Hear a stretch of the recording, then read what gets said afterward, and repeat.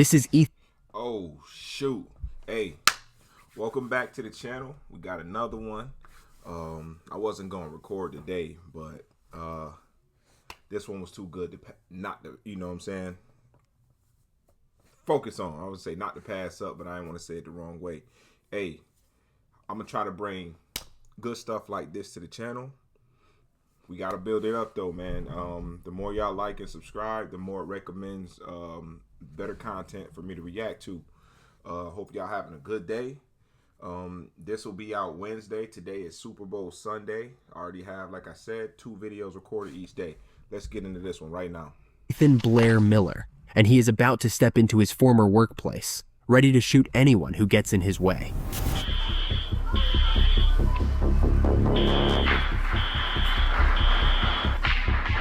Minutes before this tragedy, Ethan sent a chilling message to his family, one that no one would ever want to receive.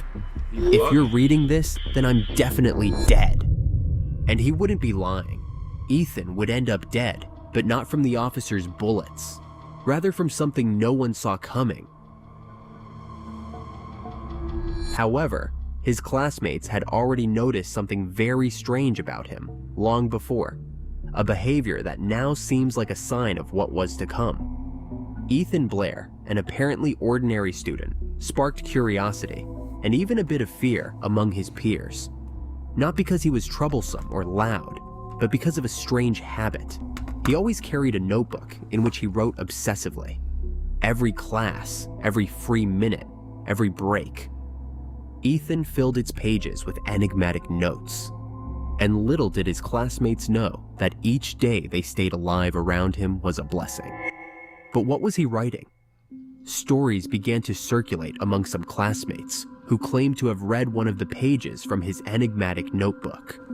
Those words, filled with coldness and contempt, read, "Death, so peaceful. Death happens every day, get over it. You want me to feel bad? Well, I don't. Humans are nothing." These phrases caused a stir in the school hallways, but what no one knew was that this was nowhere near the most disturbing page in Ethan's notebook. There was one page none of his classmates ever got to read, a page that contained something no one would ever want to discover about a classmate. On it, Ethan wrote, "I'm gonna be a school shooter. Crazy. I've had a morbid interest in shootings for a long time, especially Columbine, my last resort. I didn't think it'd ever go this far. But here I am, a fucking pathetic human. I was the quiet kid with anger issues all throughout school." I have no sympathy for people that go on mass shootings or shoot anybody, period. I have no sympathy for you. You are the lowest and the weakest individual ever born, outside of PDF files. You're weak. So maybe it's not as much of a surprise to some of you. And he would be right. It wouldn't be much of a surprise, especially for Isaac, his classmate, who, after an altercation at school, ended up getting both of them suspended for a week. But what seemed like a temporary punishment marked the beginning of something much darker. When Isaac got home after the incident, he received a message from Ethan. What he read left him stunned. "I'm gonna shoot you."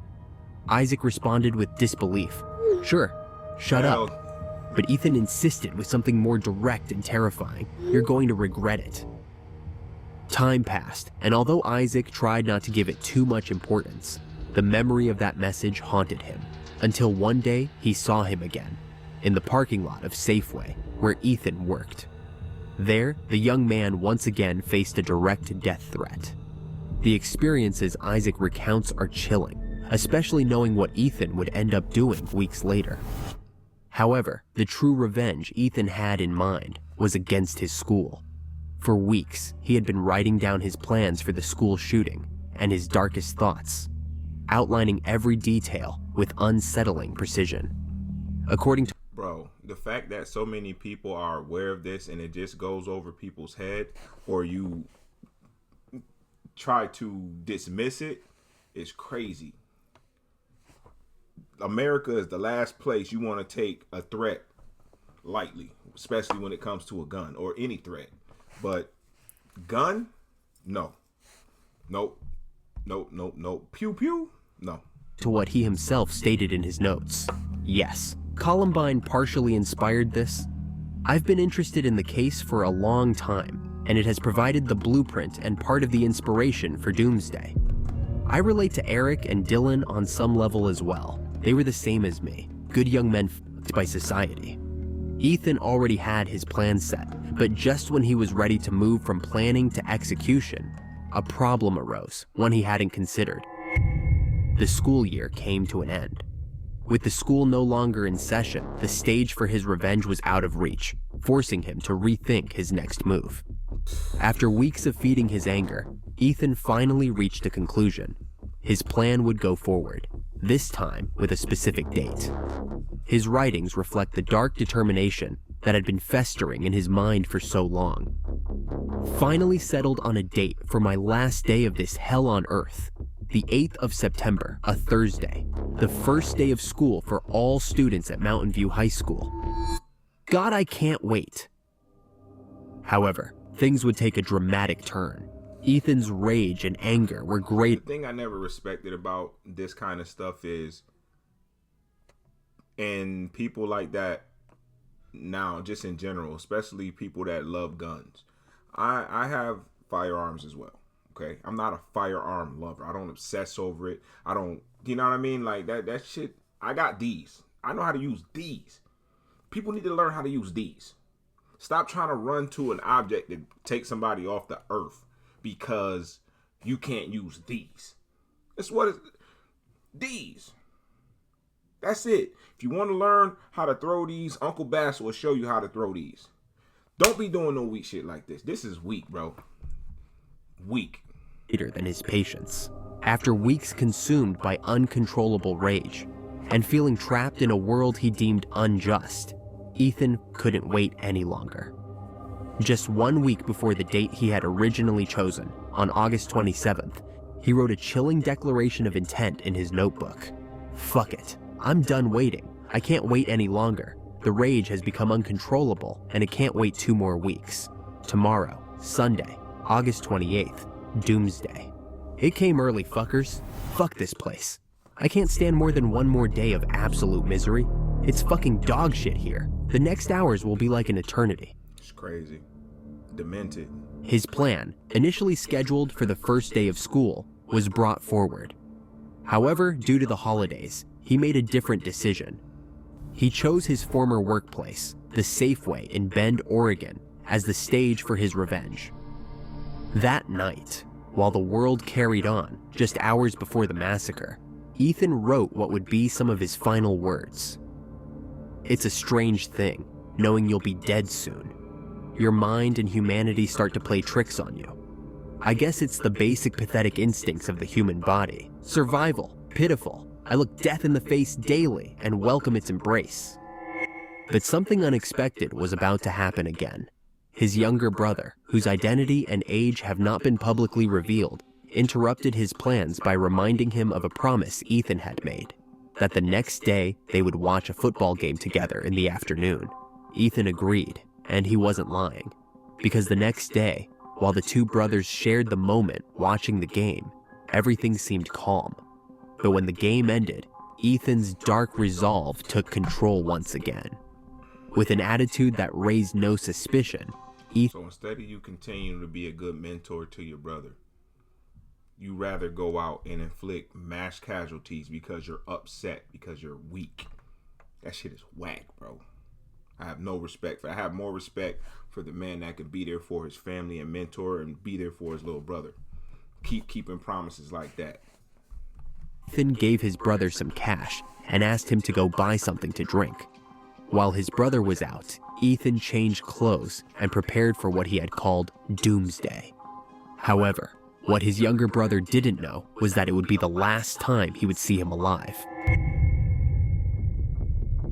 Once he had gotten rid of his brother, Ethan prepared his weapons and headed in a barely discreet manner to his target scenario, the Safeway he used to work in.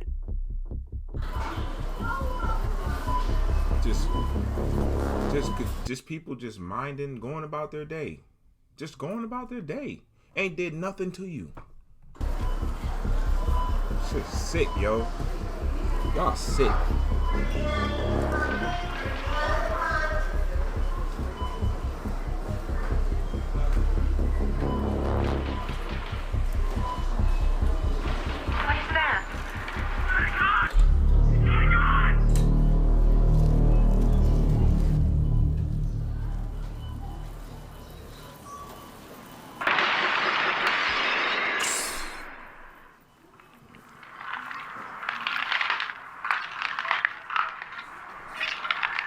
That's crazy, bro. The curiosity of the Safeway employees nearly cost them their lives. In an instant, the supermarket turned into chaos as gunshots echoed everywhere. The sound of bullets triggered screams and panic, while employees and customers desperately scrambled for cover. Fortunately, up until that moment, no injuries or fatalities had been reported. But that was about to change in the next few seconds.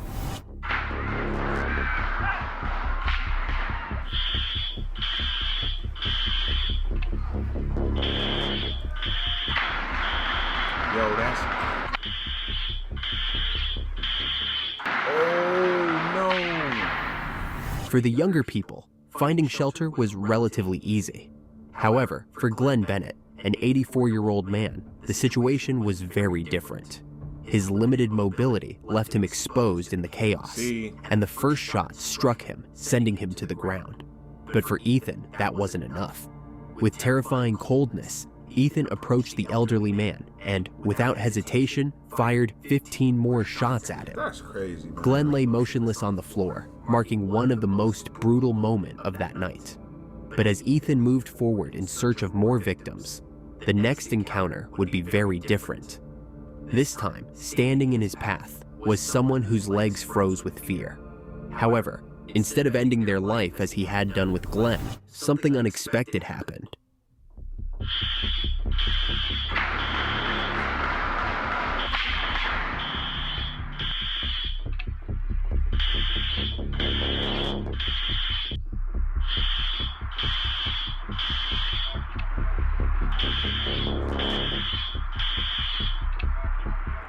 Crazy, bro. Like, he don't care.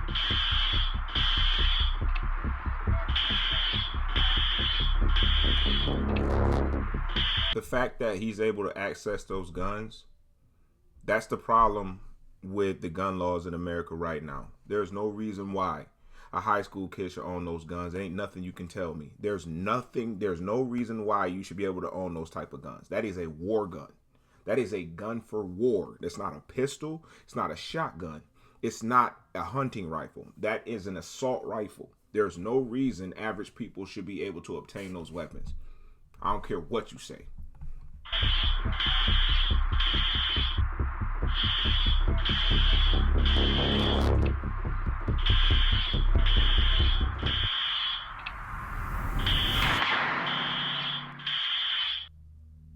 He decided to spare him. The reason? We'll never know. However, just 30 feet away, another scenario was unfolding. A Safeway worker, an ex-military man, had been carefully watching Ethan from the shadows. With a knife in hand, the tension grew as he planned each move, waiting for the perfect moment to confront him and put an end to his attack. Go.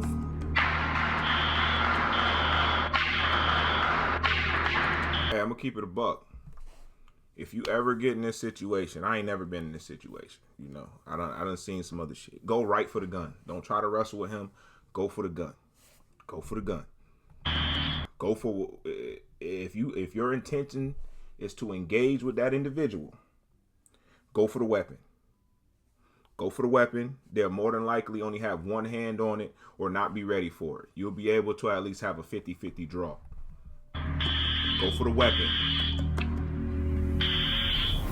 66-year-old Donald Surratt Jr., a Korean War survivor, would die at Ethan's hands while attempting to stop a massacre. However, in doing so, he did stop it. He was the last innocent person to lose their life to Ethan. Not because Ethan wanted to stop, but because the police were already arriving. As the officers approached, the situation became eerily silent. No more gunfire, no sounds of chaos. Just an unsettling stillness. And then, A single gunshot. The echo faded, swallowed by the silence that followed. The officers rushed inside, expecting to face an armed and dangerous shooter. But what they found was something else entirely. That same morning, before everything unfolded, Ethan had written one final message. Words that seemed to foreshadow the inevitable. Why? I can already see all of you asking that question. And the answer is that I have no fucking idea. My head just doesn't fucking work anymore. It's like a living hell. I can never shut my thoughts off. To all my family and friends, I loved all of you dearly. None of this is your burden. I chose this 100% on my own. No one else is at fault. So with all of that said, I want you all. And there, in the dimly lit room, the officers finally saw him. Ethan's lifeless body. The massacre had come to an end, but the questions were only beginning. I'm gonna keep it G. I'm gonna keep it G, bro. You asked for that. You and anybody like you, your ass. Instead of seeking actual help, right? You rather go and kill people, and then the weakest part about it, you want to take yourself out too, because you don't want to be held accountable. That shit is whack. That's whack, just like deathbed confessions. You lived your whole life with this secret, and then when you on your way out, you want to try to do an upstanding deed. You weak. I have no sympathy for people like you, none. And I'm going to say this to the younger generation, man. Be aware of who's around you. People act weird, man. I'm not saying tell on them, but you need to let an adult know, like, hey, man, he back there all the time, you know, talking to himself, got his hands in his pockets. He only respond to certain people a certain way. Got to be aware, man, because this can't keep going on, you know, and it's up to us, the younger generation. We got to fix it because the baby boomers ain't going to do it. Flat out. They don't care. The baby boomers, especially the ones that, you know, you have these gun crazy individuals that literally care more about a piece of material than a human life. Is sick. You think about that shit. That's sick. That's a sickness to care more about a piece of material than an actual created piece of human flesh. It's sick, bro. And I hope that going into the future, this can slow down and stop completely, because we don't need this. And all we need is stricter gun laws. Nobody's saying take them away. We get that. But there's no reason why a kid of his age should be able to access an assault rifle. There's no need for that gun. None. I'm telling you right now, don't get in my comments saying something about, oh, well, it's my right. Yeah, you got a right to do whatever, but that don't make it right in God's eyes. It don't. So the land of the law, whatever, we're going to have to answer to the man upstairs one day. And what you going to try to, well, the law told me I can do such and such. God ain't trying to hear that. It ain't right, bro. You know, or, you know, if anybody, you know, even mentions something about something like that, man, speak up. Don't even play with it. Don't wait for it. Oh, don't take it as, oh, he wasn't serious. Even if he joking, you need to say something. You know what I'm saying? And I come from a code of no snitching. But when it comes to stuff like this, especially as a father, this is no joke. We don't play like that. You feel me? Make sure you're always aware of your surroundings. When you're out and about, don't be having headphones on. Don't be looking down at your phone. Pay attention to the world, okay? Pay attention, because it's sick people out here like this. And then there's sick people that condone it, and there's sick people that don't want it to change because they care too much about a freaking man-made weapon than they do an actual human being life. That's why we keep having the same problem, because people don't care enough about someone else. They care more about a piece of freaking material that's created by man than something that was created by God. And I'm not being all religious. I'm just speaking from how I see things. We got to answer one day. You know what I'm saying? Pay attention, young people. Please pay attention. It ain't a joke. It ain't funny. It's none of that. Take it 100% serious. And if you ever feeling like him, you ever feeling devalued by life, I get like that too. You know what I'm saying? I get sad. I feel like I'm not contributing enough, or I'm not respected enough or X, Y, and Z. I never really felt that way. I'm just saying, you get your ass in the gym, you seek counseling, you do whatever you need to do to better yourself. Everybody goes through their own shit, but to want to go and inflict mass carnage because you can't turn the voices off in your head, that's crazy to me. You just wiped out a whole bloodline because you were in a bad mood. That's whack. You know what I'm saying? Let's make sure that we're keeping